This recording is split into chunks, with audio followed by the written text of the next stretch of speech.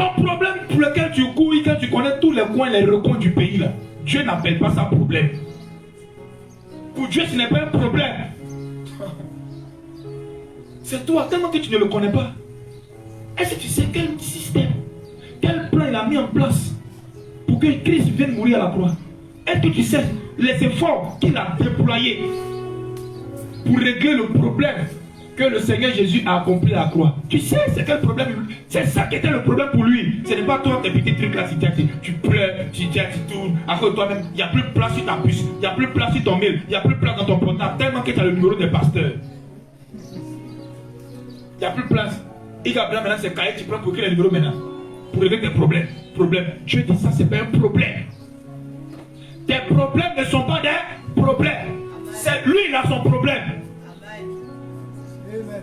Alléluia. Amen.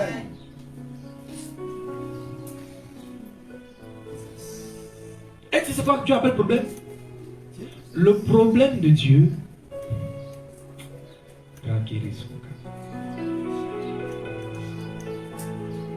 Le problème de Dieu, c'est la distance entre lui et les hommes provoqués par le péché.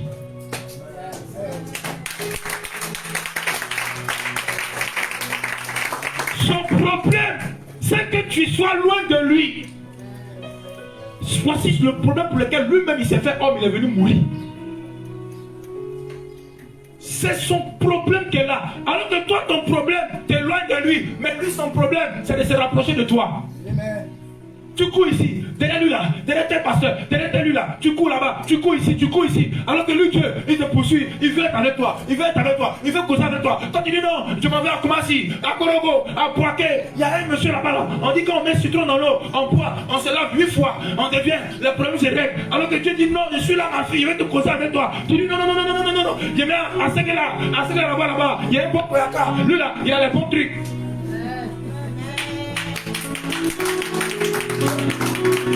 Ma fille, faut lire Somme 35 là, faut lire ça 15 fois, après tu lis ça 7 fois, tu prends Jean 3, tu lis 6 fois, et à minuit, tu te laves, tu vas voir, tous tes problèmes vont finir, et vous les voyez, il se lave 1 fois, 7 fois, 10 fois, 15 fois.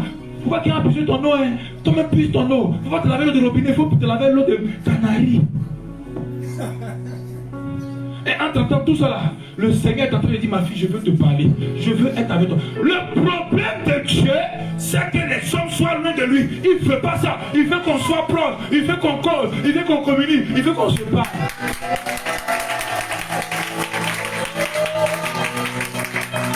Alléluia. Il a perdu cette communion, il a perdu cette communication. Ça s'est brisé lorsque Adam et Ève ont péché. Donc le péché nous éloigne de Dieu. Et donc depuis que Adam et Ève ont péché, ils ont quitté le jardin. Ça manque à Dieu.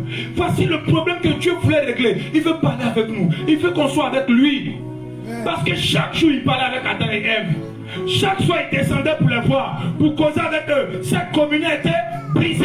Jésus-Christ est mort à la croix pour rétablir cette communion. Mais toi ça ne t'intéresse pas. Ce sont tes problèmes qui t'intéressent.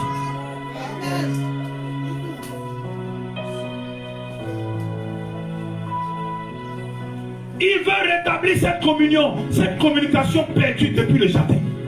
Voici pourquoi Christ est venu mourir à pour supprimer les péchés. C'est le péché qui cause une barrière entre nous et Dieu. C'est le péché. Donc il dit, comment je vais faire pour lever le péché, pour causer avec mes enfants? Pourquoi dans l'ancienne alliance, il ne peut pas causer avec eux? Parce qu'il y avait le problème de péché.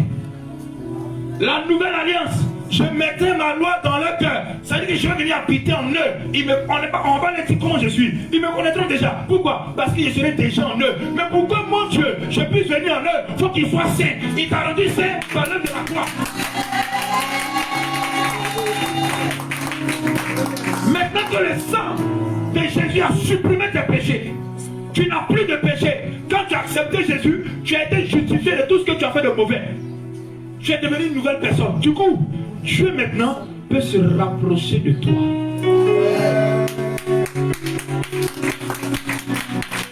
Pour rétablir cette relation qui a été perdue dans le jardin. Comme au bon vieux temps. Le bon vieux temps. C'est pour rétablir ça. Frère, c'est pas pour ton problème de mariage. C'est pas pour ton problème d'argent. C'est pas pour ton problème de travail. C'est pas pour ce que tu appelles problème là. Non, lui son problème c'est d'être proche de toi. Toi ton problème c'est de t'éloigner de lui. Il y a une adéquation.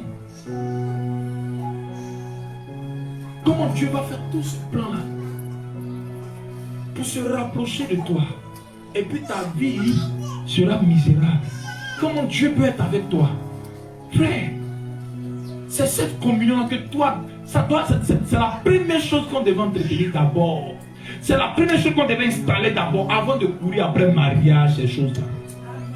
Mais nous faisons le contraire. C'est la raison pour laquelle il dit cherchez premièrement le royaume des cieux. Cherchez premièrement le royaume des cieux. Cherchez premièrement ça.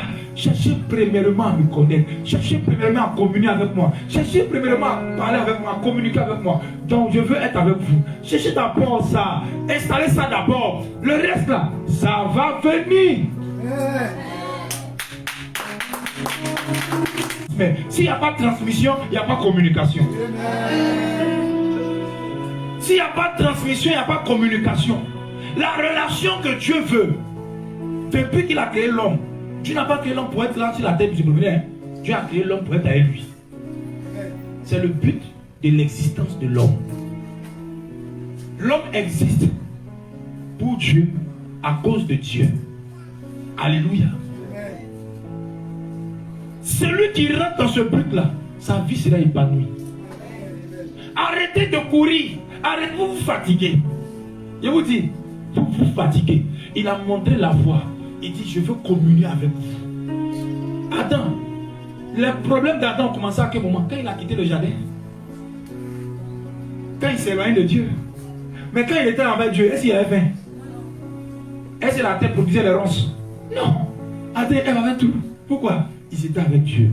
Ton épanouissement se trouve dans ta communion avec le Seigneur. Exerce-toi. 3 personnes rapidement. Montez.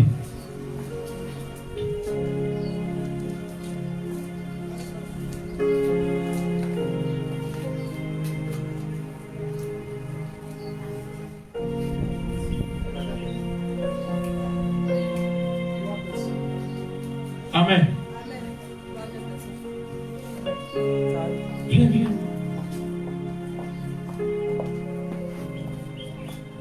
C'est toi qui seras pasteur. Amen.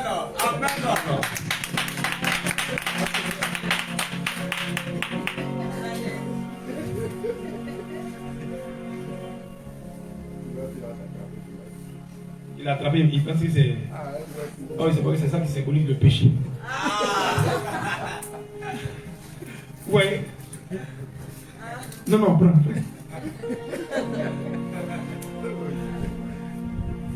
Voici Dieu. Amen. Chaque jour, il crée son Adam. Voici Adam qui est là. Regarde Dieu là-bas. Donc, il n'y a pas le péché. Hein? Il n'y a pas le péché. Dieu venait toujours causer à son petit. Allez causer. Ouais, ça va.